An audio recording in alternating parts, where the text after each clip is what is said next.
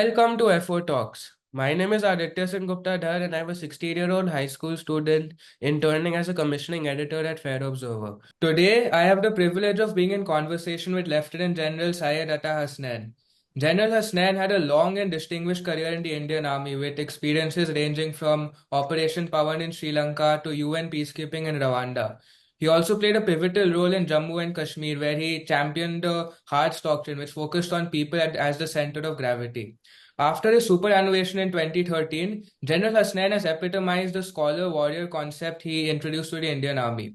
He has been a prolific writer and commentator on strategic issues, a member of Track to Diplomacy with Pakistan, a visiting fellow at the Vivekananda International Foundation, and a Chancellor of the Central University of Kashmir. It is a true honor to have this opportunity of being in conversation with you. Thank you so much for agreeing to this interview. Thank you very much, and let me start by saying Jai Hind to you. Jai Hind. Sir, I Great. read that your family was directly impacted by the partition, and your father, I read, chose to stay in India while his two brothers moved to Pakistan. So, sir, how did the tumults of the partition affect your family? Well, my father joined the Indian Army way back in 1942-43, served with the British Indian Army in Burma, fought, was decorated there, was wounded there, and was deeply in love with his regiment, the Garhwal Rifles, to which I also belong today. Perhaps it was his love for the profession and the fact that he had been at the forefront of fighting a war with the troops all coming from a pure Indian area, Uttarakhand. They all come from Garhwal. That this had perhaps a bearing on his mind. We come from a location near Lucknow, a place called Barabanki nearby that. So my family had a lot of landed property. Some of the people decided to move. Some of them stayed back to look after the property. And my father decided that he is definitely not going. He would like to continue serving with the Indian Army. And well, the Indian Army gave him so much back. It gave so much back to our family as such. So from our angle, from my personal angle of the family as such, the family got divided. My mother's family, almost the entire family went to the other side, except her sister who stayed back here, and that too because of certain circumstances. But her family entirely went that side, and we had a very strange phenomenon. My mother's family, I've got a cousin of mine who's my first cousin, my mother's elder brother's son, who joined the Pakistan Army on the other side. And he rose up to be a lieutenant general. And I rose up to be a lieutenant general here in the Indian Army. Both of us commanded our formations and corps in Jammu and Kashmir, right, at different times.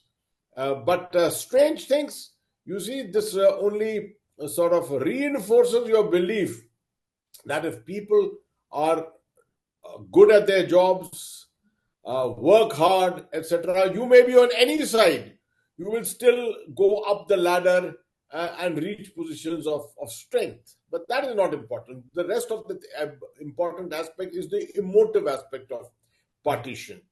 And that, I think, was a tragedy. I wish my entire family was here in India. I'm sure there are equally large number of people in Pakistan who wish that their families remain intact. Because for many years, we could not meet each other. I have not met almost anyone from our part of the family from Pakistan. First of the fact that I'm from the Indian Army, I could never go there. I could never invite people to my house from there to come and stay with me because of various security reasons. So while we love our individual nations, I love my nation, they love their nation, they are loyal to their nation, I am loyal to my nation. But at the same time, deep in our hearts, we continue to believe that it was an unfortunate tragedy which led to loss of so many lives, upsetting, uprooting of so many people, creating a turbulence which has left a scar on the entire mindset of both nations.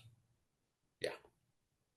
So that was very interesting, especially how you were Lieutenant General in the Indian Army and he was in the Pakistan Army. So, sir, growing up in a newly independent India when you were very young, fresh from the partition's trauma, what stories did you hear about the partition years from your parents and elders, and how did those shape you growing up? 6 years after partition, I was born. Right? I heard nothing of partition, etc. Maybe until I was 4 or 5 years of age. And for the first time, my maternal grandfather came to visit us. He was in Pakistan, and he came from there and he visited us. And I have faint memories of trying to ask my mother as to why he did not come more often to visit us, etc. And she tried to explain to me the situation, which I could not obviously understand at that time. But slowly it permeated. The story started coming out, right? It all permeated inside us. Uh, there was no hatred out here. In fact, that generation of people, my parents and those people, though they lost so much, there was a lot of uprooting of their lives, turbulence in their lives. Somehow I still felt that they were still very close to each other, the people of both nations. Neighbors who had got separated, uh, families which had got separated, they were still very close to each other.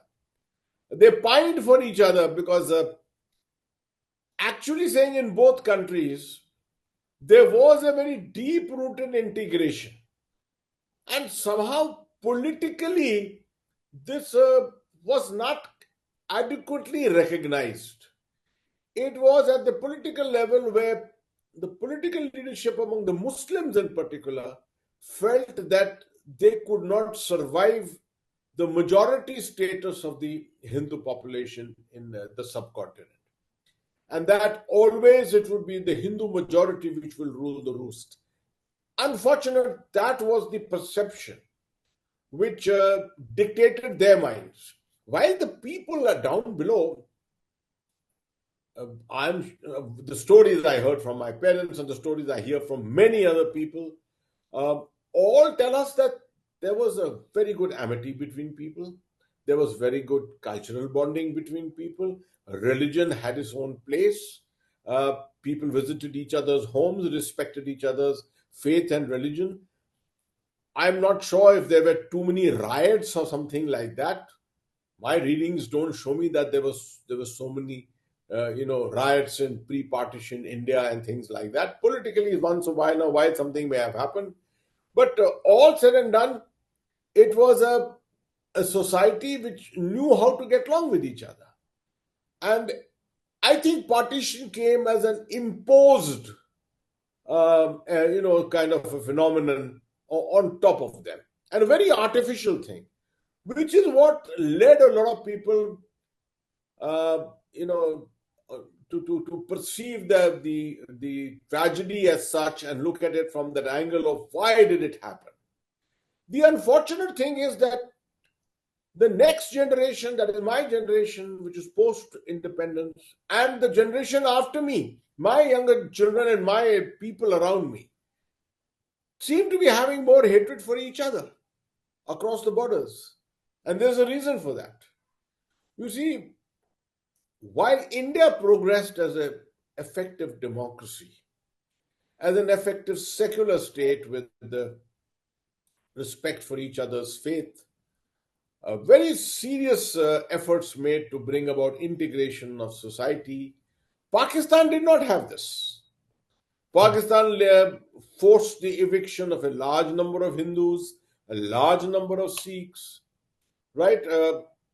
They fell into the throes of a radical ideology, particularly after 1971, when Bangladesh got separated from them. So, this generation, which is currently around, seem to be having greater animosity for each other than what the generation which got affected by partition most, than what they had. And that's the unfortunate thing. Lastly, I learned a lot from my readings of certain, for example, I would say reading Khushwant Singh's books, his famous book, Train to Pakistan. These were the kind of books which gave me a tremendous insight into the sentiments attached to partition. Yeah. Sir, and you said that you felt that a partition was imposed on people. So, sir, do you think that it was inevitable or do you think it was an avoidable tragedy? And what do you think should have been done or needed to be true for it to have been avoided? See, let me take this anecdotally. You know, when they appointed the first Chief Justice of Pakistan, he was in Delhi. He was a Muslim judge who were appointed. Uh, so he said, I will hold my court, the Supreme Court of Pakistan, in Delhi. Now people start wondering, how can you be in Delhi? He said, no, no, no, this is a very temporary affair. What is you're looking at, this partition? It's a very temporary affair. Eventually, everything will be back here in Delhi. Everything will be as good as what it was before. So honestly, most people did not believe that there's a partition coming about at that time. Even educated people of that level, whether who was a person who was appointed as the Chief Justice of the Supreme Court of Pakistan. That just shows that no one took it seriously. They said, how can this happen? We've got our neighbors with whom we have lived. We know how to respect each other's cultures, faith, and ideologies. What is the requirement of being moving populations from one side to the other? You see, to the credit of Mahatma Gandhi, he tried, and the entire political leadership in India, they tried very hard not to carry out this partition. But what my readings tell me and what my parents told me is that it was the Muslim League, the political leadership of Pakistan. Ultimately, it was the movement led by Jinnah, Muhammad Ali Jinnah, which sort of felt convinced that they had no place in a post-independence India, and that they would get subjugated completely and that they needed their own space. And Jinnah died within a couple of months of partition, right? Although his legacy was carried forward by various members of the Muslim League, most of the people who went to Pakistan were never really very happy. Let me tell you that. And a family like mine, which most of it, like my family, half of it went there and half of it was here, the initial years to us looked as if those people who had gone to Pakistan had gone into some kind of a heavenly abode.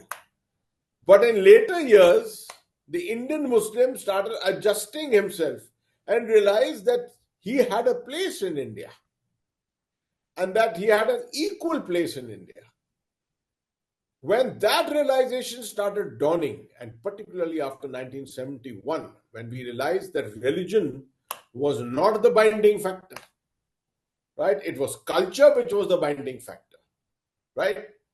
After that, the realization of the Indian Muslim that they had done the right thing by staying back in India. I think that is an important observation that we have to keep in mind about partition. So, sir, as you have read more and researched more, you have obviously got a lot more perspective about the partition. So, with the distance of time and with the perspective as an army officer, a student of history, and a scholar, how has your perspective of the partition changed versus what you might have had in your youth? Oh, well, I didn't know Pakistan very well in my youth. I did not read enough. I was a student of history, but I don't think I read enough in school. By the time I came to college, and I was in St. Stephen's College in Delhi, uh, I had some very good history teachers. We discussed a lot, learned a lot from them. My mind started changing definitely at that time. Changing in the sense, I started having my own mind. I started understanding the situation far better. Uh, as I grew up, I realized that no one in India ever asked me my faith, my religion. I joined a college. No one ever looked at me with that eye to say that you are a Muslim. My father was the only Muslim in his unit. when partition occurred. I was the only Muslim in my unit when I got commissioned. I didn't have to look left and right in any way. Although I'm not a religious person and I do not pursue the faith in that very devoted way, but lots of others, many others who do, who are part of the Indian Army, have all the freedom. The nation has given them all the freedom to pursue the faith that they wish to, and that is why I was brought up in that environment of acceptance and environment of tolerance, uh, to the extent that I always love to give this example to my Pakistani friends when I meet them abroad. I said the advantage that I grew up with was that I had on my bench in front of me a Hindu, on my left I had a Sikh, and on my right I had a Christian. Behind me, perhaps a Jain. And all of us shared our tiffins at 11 o'clock. It didn't matter in whose kitchen what had been cooked. We all put our fingers into each other's tiffins and ate it. I said, that experience you will never get in Pakistan. None of your children would have ever had that experience in Pakistan. The moment you realize that this is the kind of society you have grown in, you feel proud about it, right? There's pride in it. And then when you become a part of the Indian Army, or like in my case, become a part of the Indian Army, and in case of many other professions, people who join there, I've seen the bonhomie on festivals. I have seen Muslim families in India celebrate Eid, celebrate Diwali, celebrate Holi more, passionately than they even celebrate Eid. In my home, Diwali there has to be lights in my house. There have to be rangolis. When my daughters are here, there have to be rangolis in the house. There have to be sweets. I give special awards to my colleagues, to my staff. I give gifts to my personal staff. I mean, everything which is celebratory about Diwali is followed by me. I do the same thing on Eid also. So you see, when you are brought up in a cosmopolitan, multi-faith culture of this kind, I think the evolution of the mind is that much better. I was in London in the year 2006, attending a very large program of the British Army for over a year. It's called the Royal College of Defence Studies. And my British colleagues and lots of other officers from different countries, there were 42 countries represented there, they would often question me and ask me, how do you know so much about other faiths? They asked me, how do you know about Christianity? They saw that I could sing psalms and hymns. I said, what makes you think we are not educated in India? Education means acceptance and tolerance. I have been to church half my life. I have been going on every Sunday. While I was in school, morning and evening, I was in chapel.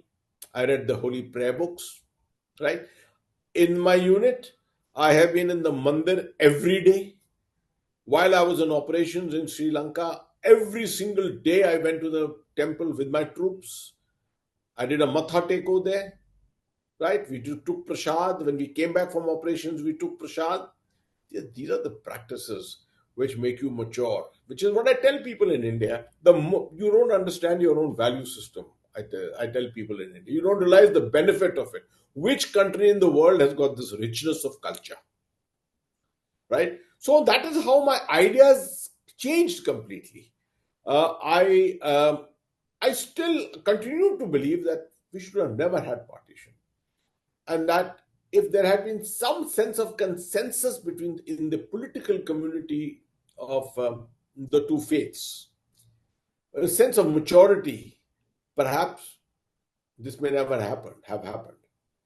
And I put more of the blame on the Muslim political leadership, because they are the ones who felt aggrieved, or felt potentially aggrieved, and thought that without a partition they could just not survive. I think we could have all survived and done very well as a nation together. Yes, sir. I think that's a very good positive perspective because otherwise, these days in media and all, people tend to emphasize issues and conflict, but or people say that the partition was inevitable. So I think that's a really good perspective. Unfortunately, the thing is that the world undergoes change together. Hmm. We are all seeing a very awkward kind of a dispensation happening all over the world, where you find, because of conflicts, because of some elements of some communities who take it upon themselves to do acts against humanity, you find those communities get profiled in that particular way, and we start looking at each other with a very, very colored mind. These are, I think, passing phases of history.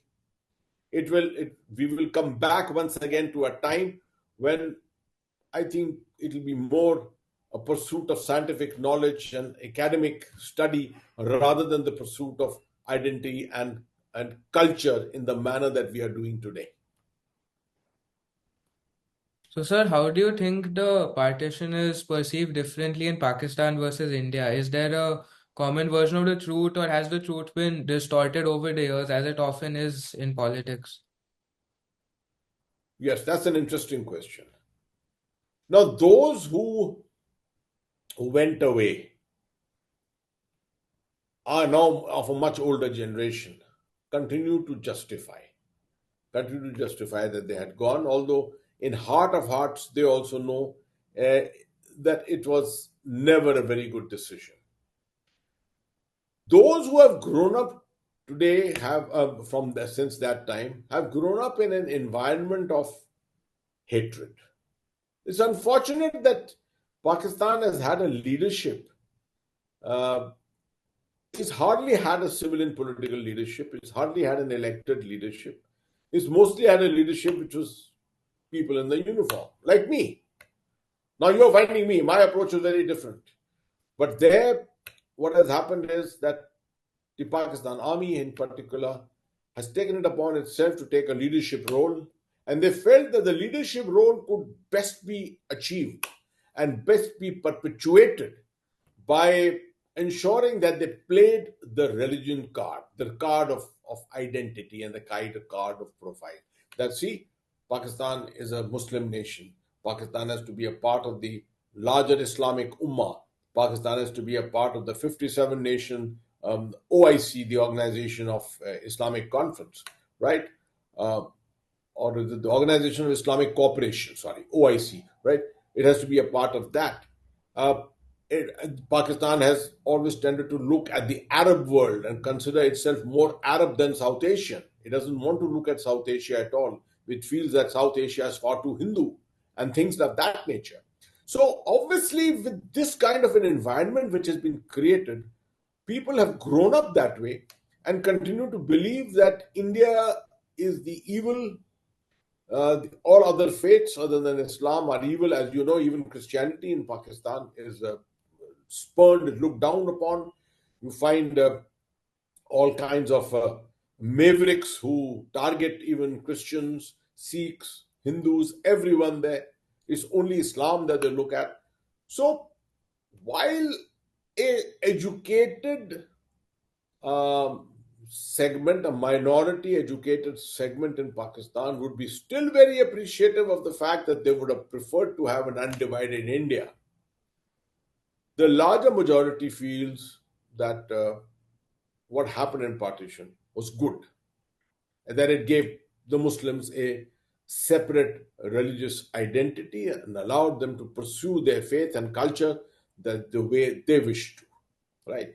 So these are the two different points of view. I suppose in India also is more the educated class, which feels like me or like you or many others who feel that perhaps partition was unnecessary. But the larger segment of India will also believe this and say that it was a good thing, right? Good that they have gone away, the Muslims have gone away, that a minority has been left here. They would have preferred the minority also to have gone. That uh, they always perceive that if there was an undivided India. Today, the population of Hindus and Muslims would have been approximately 1 is to 0.5, which means about there would have been almost about uh, a billion Hindus to almost 500 million or 600 million Muslims. And that may have created more problems than solutions. So these are the kind of beliefs which continue to persist. But this is a part of sociological developments which have taken place over a period of time. You cannot reverse history. A lot of people have that faith that why can't we have that kind of a perception and belief that why can't the clock be turned around in the subcontinent and both India, Pakistan, and Bangladesh all come together? That is something I think utopian. Hmm. It's good to discuss, it's good to talk, it's good to imagine, but the reality of it is that it cannot happen. So you said that these beliefs still persist, and in fact, the hatred is getting worse over time. But you also said that there might come a day when people realize their common ground and the situation gets better. So, what do you think it will take for India and Pakistan to move beyond the shadow of the partition? It's already been 77 years. So, what would need to happen for a region to move beyond these animosities? See, there are certain factors which only keep contributing to that hatred. One of the major factors is Pakistan's choice of using a strategy against India, a strategy which is called proxy war. Uh, you see, left to a civilian government alone, perhaps India and Pakistan could have met in a more conducive environment and perhaps looked for promotion of peace. But you have the Pakistan army to contend with. The Pakistan army, a defeated army, defeated in 47, 48, defeated in 65, defeated in 71, defeated in 1999. This army had chosen upon itself that it has to compensate for its defeats. It has to take revenge, retribution against India. And they know that the Indian army, Indian armed forces are too large, then the Indian economy is too large, and therefore a direct face to face kind of a retribution is impossible. So they've chosen to follow a strategy of hybrid proxy war, which they feel will can continue forever. It will keep the relevance of the Pakistan army intact. It will keep Pakistan committed towards uh, taking back Kashmir. It will keep India on tenterhooks forever, and they hope that that peace will not prevail. By that, by peace not prevailing, the Pakistan army will always continue to take the leadership role in Pakistan. Now, with that kind of an thinking, the kind of perception and ideology, I cannot foresee a environment of peace for a very, very long time. Perhaps a situation now today, if you see the asymmetry between India and Pakistan, that asymmetry is, let's look at it in economic terms. That's the subject you're going to study in the future. Look at it in economic terms. We are today sitting on $650 billion worth of foreign exchange. We are on a 7.2% growth rate, which the World Bank has also certified only yesterday. Okay. Continue with this, we will be probably a $4 trillion economy in the next 1 year, probably a $5 trillion economy by 2028, or maybe a little before that. We could be heading to be a $10 trillion economy by 2035, or around that, if this is the rate of thing which will continue. Pakistan, on the other hand, has gone for the 24th time to the IMF to seek a loan of this time $6 billion. Each time, otherwise, it has been $3 to $6 billion. They have hardly been in a position to service the loan at most times. They have borrowed from China or borrowed from somewhere else to service the loans. Their capacity of development is something which is below par. They have a huge environmental degradation problem. They've got a huge problem of flooding in the country. There are about 3 million people who are living as internally displaced people today. And It will take a tremendous amount of money to resettle them that Pakistan does not have. So this society is going to be in ferment, in turbulence for very long. While the society in India is settling down completely, you see, with economic growth, this is exactly what happens. You take out people from poverty, you bring them into status of being low middle class, into a middle class and upper middle class, etc. And people start having aspirations. What can be the aspirations in Pakistan today? So while this asymmetry is there, economic and social asymmetry is there, I doubt we are going to find any kind of a conducive environment for each other. Pakistan would rather cut its own nose to spite India for anything. And that's the reason why I feel the future of peace with Pakistan is very, very questionable at the moment. They will follow every possible route to try and see how they can spite India. Now, you've seen the example in last 2 days when the Indian cricket team, when India has refused to allow the Indian cricket team to travel to Lahore to play 3 matches in the ICC World Cup. Pakistan, out of vengeance, decided to take the World Cup and take it on a tour of the Pakistan-occupied Kashmir area. Gilgit, Hunza, Muzaffarabad, Murree. Is this the kind of response? I mean, this is childish response. This is to irritate India, right? And they expect that then we will enter into talks with each other. I don't think that's going to happen in a long time. And that is why all the more people feel today that perhaps partition was a good thing that it happened. That they are away, separate from us, although they occupy some of the richest parts of the subcontinent. Western Punjab, right? Khyber Pakhtunkhwa, these areas, even Pakistan-occupied Kashmir, some of the richest areas in terms of water, in terms of irrigation and other resources in Western Punjab, the kind of agriculture that they have. But Pakistan has not been able to make a success story out of all this. See what India has been able to do. Taken the best of every part of the country, put it together, and see, we have got our act together today. Yeah, sir, I think it's very unfortunate what you're saying, that in spite of these cultural ties and how the partition could have been avoided, as you say, because of political leadership and because of these issues, there isn't any prospect of peace in the near future.